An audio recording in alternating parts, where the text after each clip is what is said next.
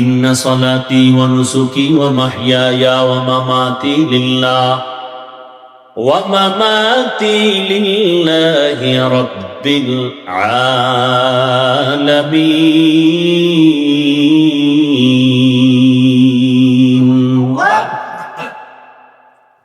আমার নামাজ, আমার কোরবানি, আমার বেঁচে থাকা, আমার মরে যাওয়া কার জন্য?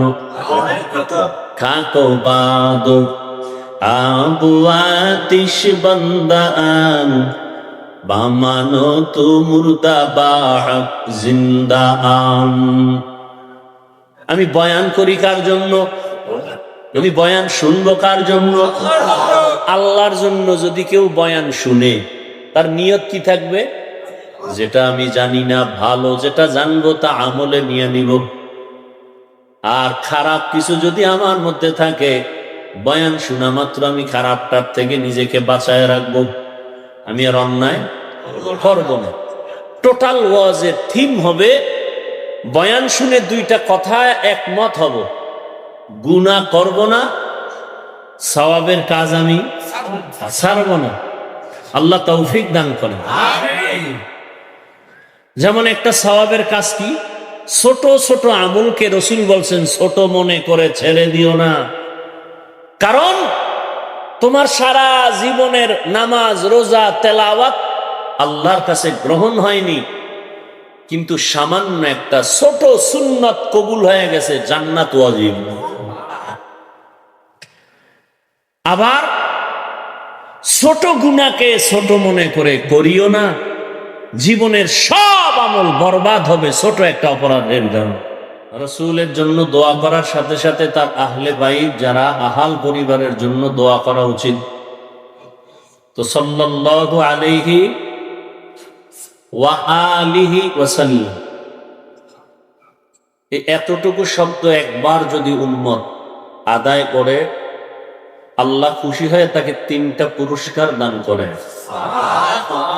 প্রথম পুরস্কার 10টা গুনাহ মাফ করে দেন। দ্বিতীয় পুরস্কার 10টা নেক আমল নামায় লিখে দেন। তৃতীয় পুরস্কার আল্লাহর দরবারে 10 গুণ মর্যাদা বাড়ায় না। কয়বার পড়লে? উলামায়ে কেরাম লিখেছেন কমপক্ষে 300 বার দরুদের আমল করা উচিত একজন আশিকে রাসূল মুমিনের জন্য। কতবার? 300 বার। আল্লাহ আমাদের বেশি বেশি দরুদের আমল করার তৌফিক দান করেন। আমলের জগতের নফল যত আমল, নফল আমলের মধ্যে যত দোয়া, যত কিছুই দেখলাম, আমার কাছে মনে হয় দরুদের থেকে বড় দামি পাওয়ারফুল আমল আর নেই। সমস্ত সমস্যার, সব কিছুর সমাধানের এক আমল দরুদ। আর এই দরুদের মধ্যে উত্তম হলো দরুদ ইব্রাহিমী, যেটা নামাজে আমরা পড়ি। আল্লাহ আমাদের বেশি বেশি দরুদের আমল করার তৌফিক দান করেন। দৈনন্দিন কতবার দরুদ শরীফ? কথা বলেন। 300 বার। শর্ত 2টা, খুব নির্জনে বসে ধ্যানে খেয়ালের সাথে পড়তে হবে, পবিত্র অবস্থায়। নির্জন সময় কখন?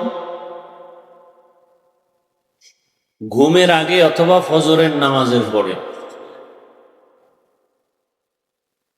যদি কেউ ওযু সহকারে পবিত্রতা অবস্থায় এই ধ্যান, এই খেয়ালে দরুদ পড়ে যে আমার দরুদ ফেরেশতা রসুলের কাছে পৌঁছায় দিতেছেন, এভাবে একটা তসবিহ হাতে নিয়ে দরুদের আমল করবে। কি হাতে নিয়ে? তসবিহ হাতে নিয়ে। তসবিহ টেনে আমল করা সুন্নতে সাহাবা। তসবিহ নিয়ে আমল করা সুন্নতে সাহাবা। এটাকে যারা বেদাত বলে, আহলে সুন্নাত ওয়াল জামাত তাদেরকে আমরা বাতিল বলি, ভণ্ড বলি। সাহাবায়ে কেরামকে যারা মানে না, তারা মুসলমান হলেও 72 দল জাহান্নামীদের অন্তর্ভুক্ত। তাহলে তসবিহ টেনে আমল করা এটা কি সুন্নতে সাহাবা। 300 বার দরুদের আমল করে যদি কেউ বিছানায় ঘুমিয়ে পড়ে, লাগাতার আমল চালু রাখে, ইনশাআল্লাহ ঘুমের মধ্যেই রসুলের সাথে মোলাকাত হয়। এই আপনারা উঠা বসা করেন কেন?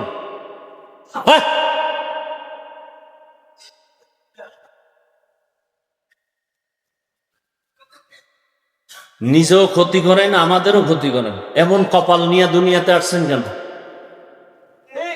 রসুল বলেন, খায়রুন নাস মান ইয়ানফাউন নাস, পৃথিবীতে ভালো মানুষকে, আমি মনে করি আমি ভালো, আপনি মনে করেন আপনি ভালো।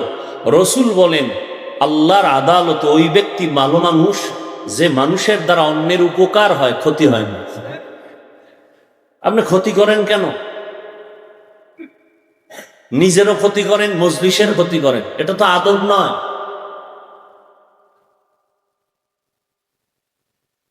এখানে কাউকে জোর করে আনা হয়েছে? আল্লাহ যাকে কবুল করেছেন সে আছে।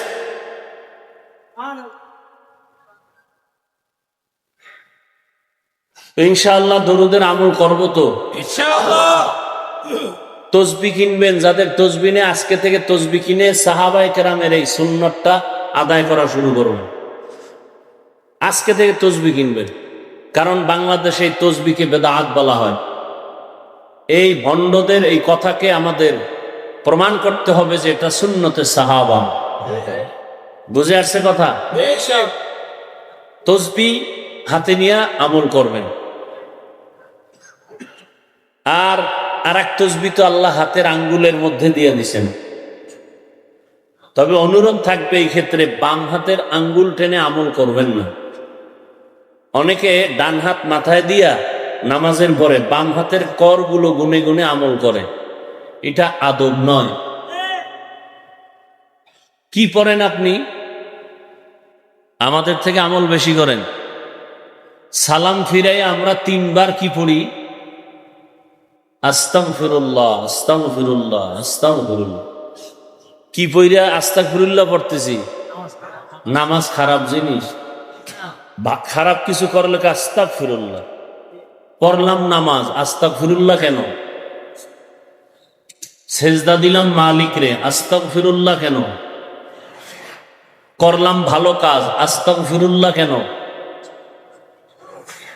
এই 3 বার আস্তাগফিরুল্লাহ পড়ার পরে প্রথম আমল, ফরজ নামাজের সালামের পরে দোয়া কবুল হয়। পারলে পড়বেন, বলে যাই 3 বার এই দোয়াটা পড়বেন, ওয়া উফাউযু আমরি ইলাল্লাহ ইন্নাল্লাহা বাসীরুম বিল ইবাদ। কয়বার? 3 বার।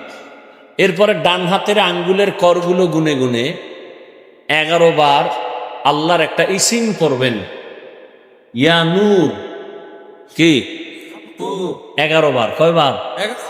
বাম হাতে না ডান হাতে? এবার ডান হাতে পড়ে চোখে ফু দিবেন, চোখের পাওয়ার বাড়বে। আর পাওয়ার না বাড়লেও যা আছে তা নষ্ট হলো। ফু দিবেন কেমনে? বাম হাত দিয়া। এই ডান হাত দিয়া পড়ে ডান হাতেই ফু দিয়া চোখের উপরে ধরলে ফুটা চোখেই লাগে। এরপরে ডান হাত মাথায় রাখবেন, মাথায় রেখে 11 বার ইয়া কবিয়্যু, ইয়া কবিয়্যু। কতবার? 11 বার। আল্লাহ জেহেনের দরজা খুলে দিবেন, ব্রেন বাড়ায় দিবেন।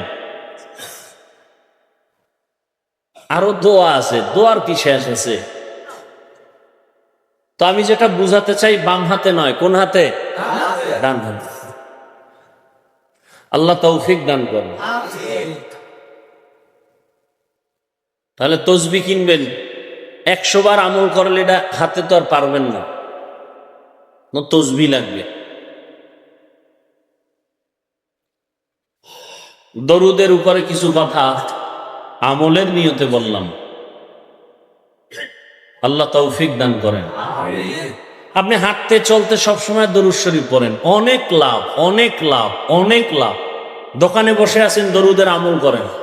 হাতে কাজ করেন, পায়ে কাজ করেন, জবানে কাজ আছে, জবানে শুধু দরুদের আমল করেন। বেশি বেশি দরুদ পড়েন, বেশি বেশি দরুদ। দেখবেন আপনার মনে যা চাইবেন আল্লাহ সব রাস্তা খুলে দিবেন। हर के बासुद आमिले सल्लु मुदम आतिशे दोज़ख शबद बरवाए হারাম। দরুদ পাওয়ারফুল একটা আমল। রিজিকে সমস্যা, দরুদ পড়েন। ঘরে অসুস্থ রোগী, দরুদ পড়েন, সুস্থ হয়ে যায়। যাদের আয়োজনে আজকের এই প্রোগ্রাম, উলামা মাশায়েখ আইম্মা পরিষদ বাংলাদেশ কেন্দ্রীয় কমিটির একটি শাখা মাধবদী, আল্লাহ পাক এই পরিষদকে আমভাবে কবুল করেন। এখন এমন একটা পরিস্থিতি যে এখন সবাইকে এক হতে হবে, মাঝখানে কোনো ডিভাইড রাখা যাবে না। দলে দলে ভাগ থাকা এটা ইহুদিদের একটা চক্রান্ত। মদিনাতুল মুনাব্বারা ইহুদিরা ছিল কর্মচারী হয়ে ঘরে ঘরে কাজ করছে, কাজের লোক। ওরা ছিল কি? কাজের লোক। অবশ্য এখনো ইহুদিরা কাজের লোক। ওরা মাইক বানায়, ফ্যান বানায়।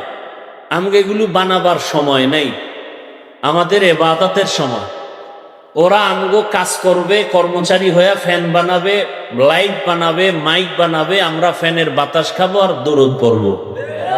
আর আমরা টাকা দিব, এই টাকা দিয়ে ওদের পেট চলবে।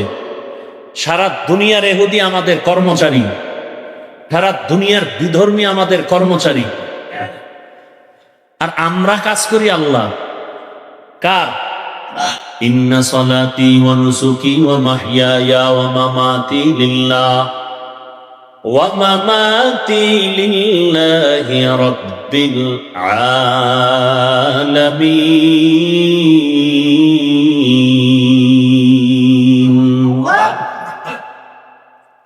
আমার নামাজ, আমার কোরবানি, আমার বেঁচে থাকা, আমার মরে যাওয়া কার জন্য? খাকো বাদো আবু আতিশ বন্দান বামানো তু মুর্দা বাহক জিন্দান। আমি বয়ান করি কার জন্য? আমি বয়ান শুনবো কার জন্য? আল্লাহর জন্য। যদি কেউ বয়ান শুনে, তার নিয়ত কি থাকবে? যেটা আমি জানি না ভালো, যেটা জানবো তা আমলে নিয়ে নিব। আর খারাপ কিছু যদি আমার মধ্যে থাকে, বয়ান শোনা মাত্র আমি খারাপটার থেকে নিজেকে বাঁচায় রাখবো। আমি আর অন্যায় করব না। টোটাল ওয়াজের থিম হবে, বয়ান শুনে দুইটা কথা একমত হব, গুনাহ করব না, সওয়াবের কাজ আমি ছাড়ব না। আল্লাহ তৌফিক দান করেন। যেমন একটা সওয়াবের কাজ কি? ছোট ছোট আমলকে রাসূল বলছেন ছোট মনে করে ছেড়ে দিও না। কারণ তোমার সারা জীবনের নামাজ, রোজা, তেলাওয়াত আল্লাহর কাছে গ্রহণ হয়নি, কিন্তু সামান্য একটা ছোট সুন্নাত কবুল হয়ে গেছে, জান্নাত ওয়াজিব। আবার ছোট গুনাহকে ছোট মনে করে করিও না, জীবনের সব আমল বরবাদ হবে ছোট একটা অপরাধের জন্য। এজন্য ছোটখাটো আমলেও আল্লাহ মাফ করবেন। আজকে এই আমলটা শুরু করবেন, পারবেন না? ইনশাআল্লাহ। যখন মোনাজাত হয়ে যাবে, এখান থেকে বের হবেন, খালি পায়ে যাবেন না জুতা আছে? জুতা দুইটা লেভেল পজিশনে রাখবেন। রাখার পরে বিসমিল্লাহ বলে ডান পায়ে জুতা আগে ঢুকাবেন, তারপরে বাম পা বাম জুতায় ঢুকাবেন। আগে কোন পা ঢুকাইলেন? তারপরে দোনো পা ঢুকছে না? ঢোকার পরে এবার স্থির বিসমিল্লাহ বলে ডান পা দিয়া কদম শুরু করুন। যত কদম দিবেন কোন পা দিয়া? কোন পা দিয়া হাঁটা শুরু করবেন? ডান পা দিয়ে। এটা সুন্নাত। এই আমলটা করা যাবে না? আমলটা ধরে রাখেন। ঘর থেকে বের হবেন ডান পা দিয়া, ঘরে ঢুকবেন ডান পা দিয়া। এটার উসুল কি? মূলনীতি হলো ভালো যত কাজ হবে ডান দিক থেকে হবে। ভালো কাজ ডান দিক থেকে। বাথরুমে ঢুকতেছি কোন পা দিয়া? বাম পা, কারণ এটা উত্তম না, ভালো না। আবার যখন বের হচ্ছি মুসিবতের বাউন্ডারি থেকে বের হচ্ছে, তখন দোয়া পড়ি গুফরানাকা, না আলহামদুলিল্লাহ, মাফ করে দাও হে মাওলা, প্রশংসা সব তোমার, আমি রিল্যাক্স হয়ে আসছি। আল্লাহ আমাদের বুঝার তৌফিক দান করেন। দুনিয়া আর মসজিদ কোনটা বেশি উত্তম? এই জন্য ঢুকতে কোন পা, বের হইতে কোন পা? বাম পা। তাহলে আমরা ঢুকি আর বের হই, যাই কিছু করি, কিন্তু আমি যখন হাঁটা শুরু করব কোন পা দিয়া? জুতা যখন পায়ে নিব কোন পা আগে নিব? ডান পা। ইনশাআল্লাহ একটা সুন্নতের আমল ধরে রাখেন, রসুলের মহাব্বতে, সুন্নতের মহাব্বত আল্লাহ কবুল করেন।